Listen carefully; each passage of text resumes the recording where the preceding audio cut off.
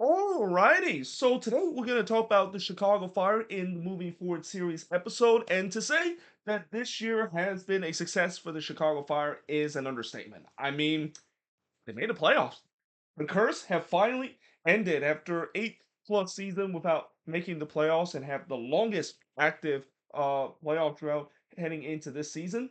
They finally did it and ended the curse. Now, there were definitely some flaws throughout this season, and we'll definitely get to that. But the fact that they made it to the playoffs is just something that Fire fans should celebrate and feel like they won the MLS Cup in general. Now, obviously, heading into this upcoming season, it will be very interesting to see how they build this, and that's why we're going to talk about it, about how they can build on this in the near future. Now, looking at their record this season, they finished with 15, 8, and 11 and finished with 53 points. To make this season even more impressive in terms of making the playoffs, we talked about before how hard it is to make the playoff in the Eastern Conference because of how much of a bloodbath it is and the fact that you actually need 50 plus points this season, which is the highest amount I think we have seen a team that had to make it to the playoffs this season.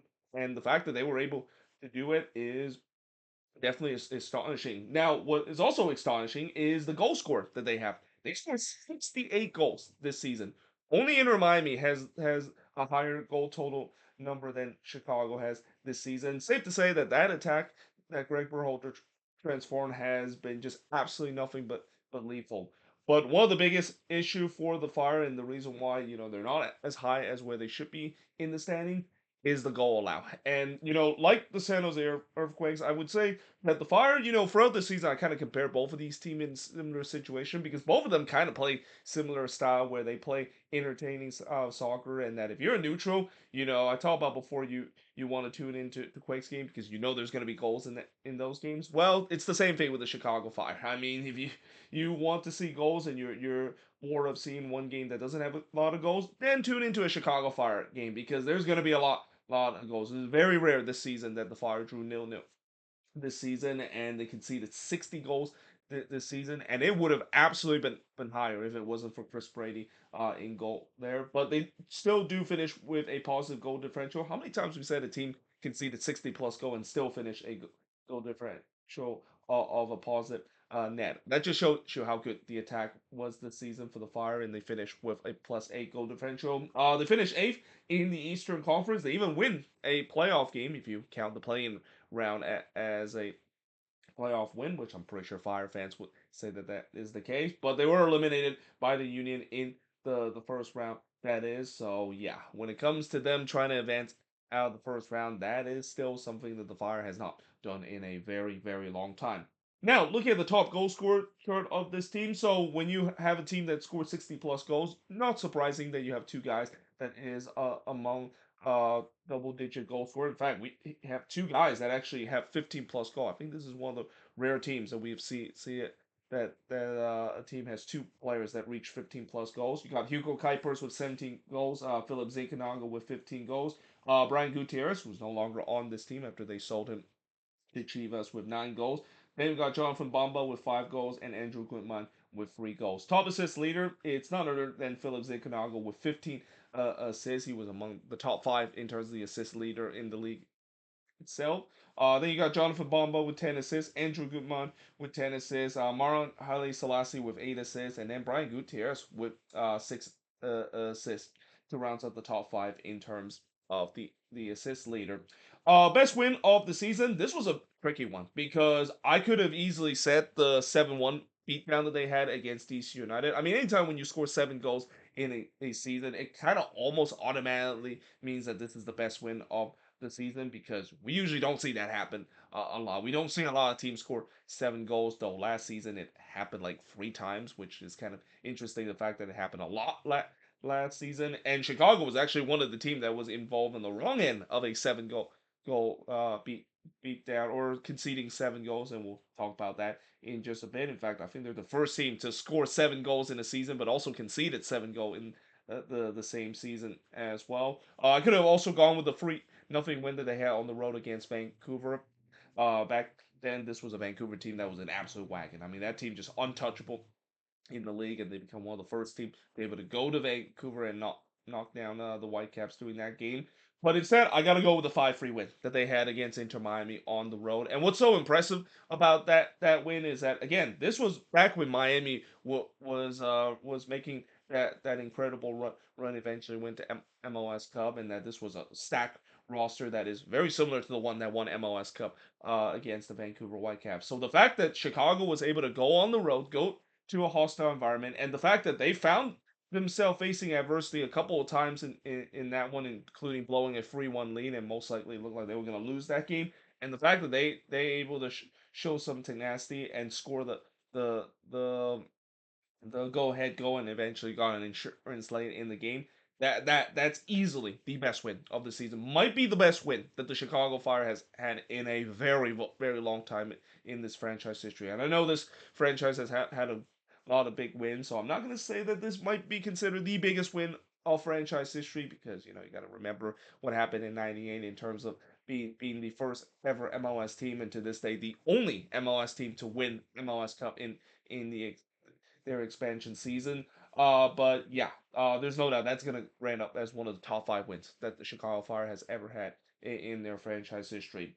The worst loss of the season, it's got to be the 7-2 loss that they had against Nashville. So, like I said, it's kind of odd to see a team that have scored 7 goals in one season and also conceded 7 goals in the very same season. It's no wonder why they could conceded 60 plus goals and score 68. I mean, those kind of stats it only makes sense when a team does what I just said about conceding 7 goals in one game, only to score 7 goals in another game as well. And yeah, that was not a great game for the Chicago Fire against Nashville. I mean, I would also say that there were also a couple of games where I could have said the worst loss of the season. I think the 4-0 loss against the Union on the road, that one comes up to mind where they were just not ready whatsoever in that game whatsoever. And this is also kind of a theme for the Chicago Fire, where when they do face again some good teams this season, especially contender this season, they didn't really do well against those teams. And this is kind of the reason why a lot of people say that. Well, it's great that they finally broke the curse, but because they didn't really beat anybody and they took advantage of beating against easy teams, yeah, they're probably not going to last very long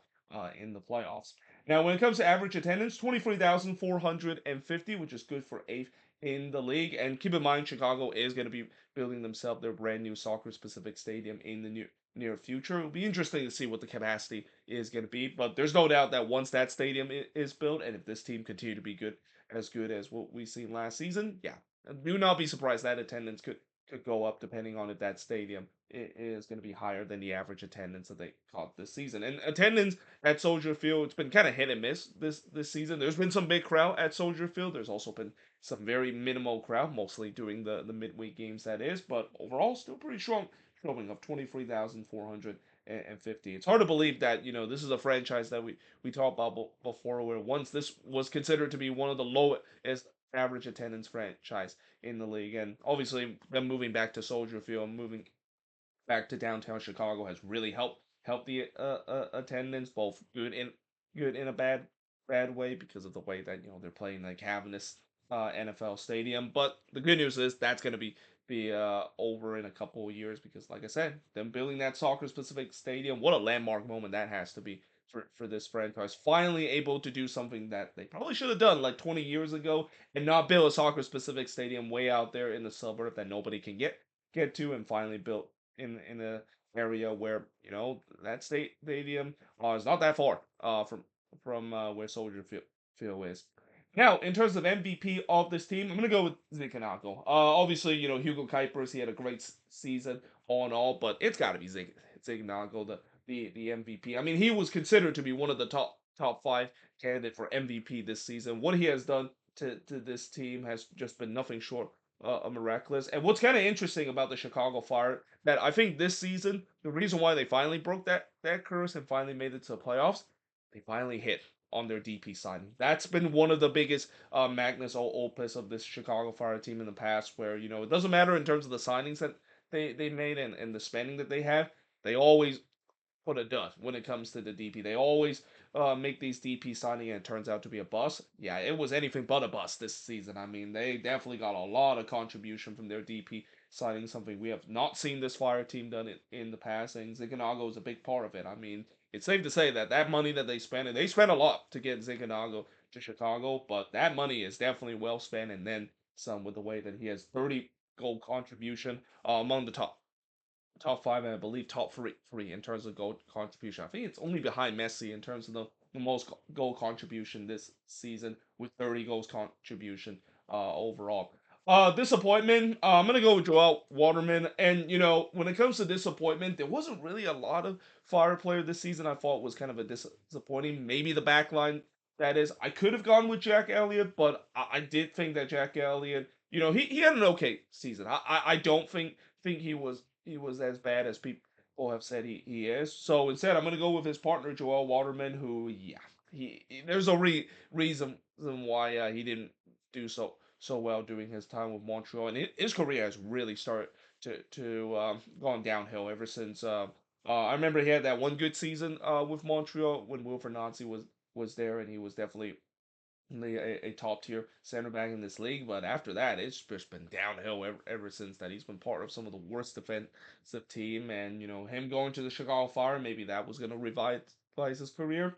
It hasn't. I mean, he has been pretty bad throughout the season. So yeah, definitely a big disappointment. But young player to watch. I'm gonna go with Chris Brady because obviously I could have easily select Brian Gutierrez, but of course Gutierrez moved on to Chivas. And as bittersweet, of course, that is, and as much as Fire fan didn't really like this move, it feels like that was kind of a move that they had to do, especially when we talk about some of the roster constraint and the fact that it feels like they had to move on from Gutierrez, knowing that the moves that they made this off season wasn't going to work if Gutierrez was still on this team. But I'm gonna go with Chris Brady as the young player to watch, and I feel bad for Chris Brady this season. I mean, I know the numbers does not look good on paper, but at the same time, I think he did his best in terms of trying to hold down the fort. He's an example of what happened when a goalkeeper just getting completely hung out to dry by his defense over and over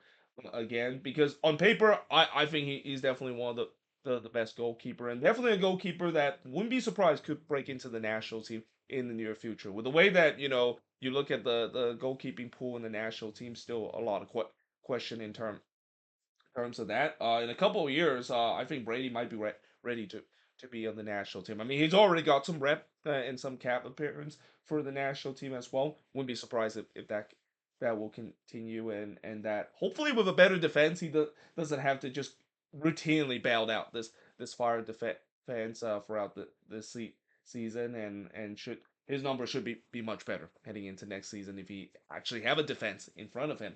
So what went right for the Chicago Fire? Well, this team was definitely fun to watch, especially on the attack. I mean, the goals were just rained down every single game for the Chicago Fire. It's very rare that this team, of course, get shut out throughout the season. Kuipers and Zinchenko, one of the most dangerous dynamic duo. Who would have thought that of course, was the case? I mean, we kind of knew it was going to be the case with Hugo Kuipers because he had a good first season, but Zinchenko, that big money signing we talked about before, where big money signing hasn't really kind of worked out in the past for the Fire. And yeah, it turns out that was the opposite. And I think both of those guys are going to continue to be very dangerous in the near future as well.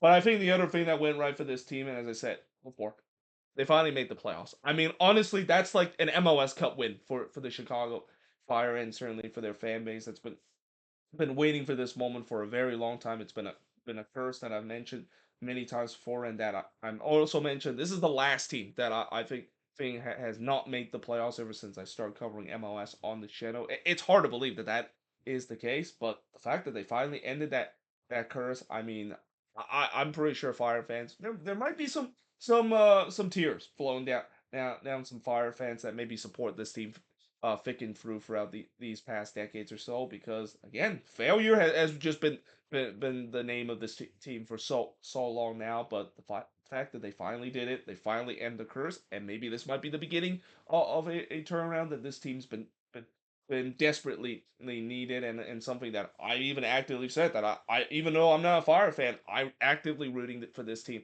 to go through this turnaround, because there is really not many franchises that deserve to have some success like the Chicago Fire has this year. So what went wrong for the Chicago Fire? Well, despite the fact that they made the playoffs and everything was good, at least on the attacking end. It was not on the defensive end. I mean, the defense was bad in all caps. And if it wasn't for Brady, this team could have easily conceded 70 plus goals and probably had a negative goal differential.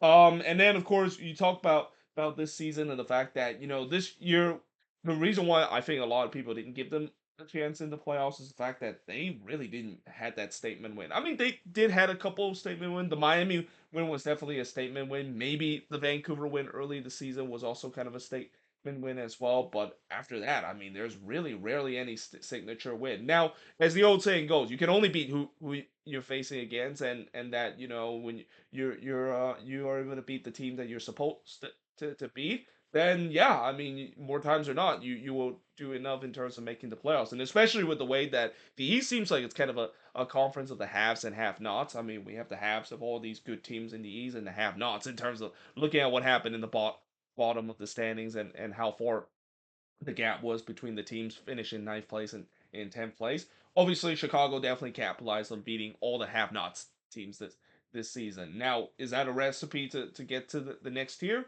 Not really. They definitely they would want to improve in terms of beating teams that could be playoff contention. But hey, for a team that simply just need to end this curse. I mean, I don't care what they needed to do. They'll be happy if they can just beat some easy team that they did, because in the past this is a team that didn't do that at times as well, and that's kind of one of the main reasons why they've had this curse for so long of them not making the playoffs. And then of course the other thing that went wrong, and normally I don't talk about fans when it comes to the other thing that went wrong with this team, but I'm fortunate to have to mention what happened in that game in that playoff game against the Union, the one that got themselves eliminated in the playoffs. I mean, that was just an embarrassing situation. And I'm pretty sure I know this is just kind of a minority in this, and this obviously is an event that I don't think is going to reflect solely on the Chicago Fire fan base. But unfortunately, I mean, this is going to be something that I'm pretty sure the club is well aware, and there might be some punishment that we might see, especially from the supporter group. From what I heard, that it seems like it started from them. But yeah, that name redacted chant that rained out near the end, that was just embarrassing to see. That is definitely going to put a big thing of what has been a great season, and that also kind of unfortunately put a bad reputation of what Chicago Fire fans is. And I don't think Fire fans will are like this. I'm pretty sure majority of Fire fans does not act like this, but unfortunately you always kind of have that minority, and yeah, hopefully the club will find ways to fix that. Obviously, whenever we see this, we saw this earlier this season with San Diego as well, when the name redacted chant was rained out in their inaugural game, and I know it definitely happened because I was at that game, and I definitely heard the name redacted chant, and I knew that punishment was going to have to be handed, and yeah, they're San Diego definitely done a good job in terms of policing that, and we haven't really heard those name redacted chant rain down again in San Diego games, even in the playoffs. That's going to be something that I think the Fire are going to have to do, because again, at the end of the day, that chant is no is something that we should not hear in this game. We should not hear in MLS. We should not hear in other leagues. We definitely should not be hearing in the World Cup as well. So yeah, definitely something that I think Fire is going to have to address this off season and in the near future as well, because again, it's unacceptable to hear that chant being rained out. So moving forward, look at the Chicago Fire. Obviously, now that they made the playoffs, heading into next season, the expectation is definitely going to be trying to maintain that, because we see this before in 2017 when they made it to the playoffs and everything was going well, and then yeah, they fell apart the very next year and they started that curse again. That is something that I think Greg Berhalter is trying to do with this team, and that making sure last year wasn't just a fluke, and that they can make the playoffs in consecutive year. And one of the good thing that will help their improvement to do that is the fact that they actually addressed the biggest need that they had. Who knew that of course would be a good thing for a team to do in terms of addressing their biggest need, which is of course their defensive vault. They signed a new center back as well. They got another defensive mid as well. They already make some good things in terms of improving it. Now those signings, we'll see whether or not, of course, it works out. I mean, those signings that I've seen, there are definitely some promise there, but you never know, of course, if it will work out. We've seen before where teams trying to get some defensive help when they need it, and sometimes it just doesn't work out on them. But I feel like it could work out for this Fire team because again, we've seen this last season where they when they try to make some signings to improve their attack, and in previous year that just haven't worked out whatsoever. Fortunes have finally turned this team, so maybe it might happen on the defensive end as well. And then of course they're absolutely maxed out on their DP and U22 spot, so they're going with the two DP and four U22 spot kind of situation, and this is also the reason why they sold Gutierrez. They just had no space for him to put him in the U22 spot to make those signings, especially with the way that one of their new signing there that South African kid, which I forgot what was his name is, but yeah, he might be constitute as a U22 as well, and especially with the way that you look at the situation that they have. If he's going to be a U22, I think they're going to have to sacrifice another U22 player out of that spot because they don't have enough spot to do so. Most likely, it's probably going to be Kutsias, who's coming back on loan. He's going to be occupying that spot as well, and they maybe might think about terminating his contract or maybe just sell him outright. But other than that, when it comes to premium spot, they're completely maxed out of it. They do not have any space to make any moves in terms of improving the team using those premium spot.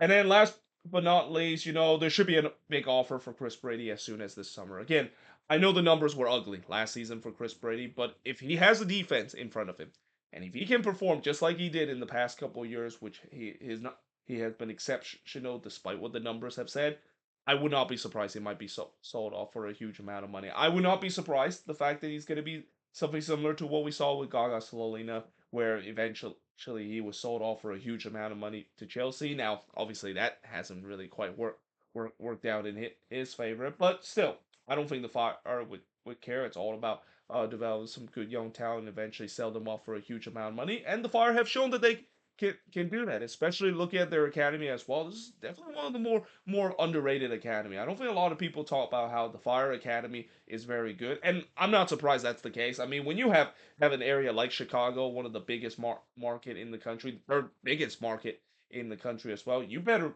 believe there's got to be some good young talent around that area, and there definitely is there. And Chris Brady is another example of that. And there's no doubt that there's going to be a lot of suitors out there, even in Europe, especially that may be looking for a service. And if he is going to get that call, I'm pretty sure he's going to accept it because that is definitely going to be a way for him to solidify himself to maybe be the future number one for the U.S. men's national team in the future as well.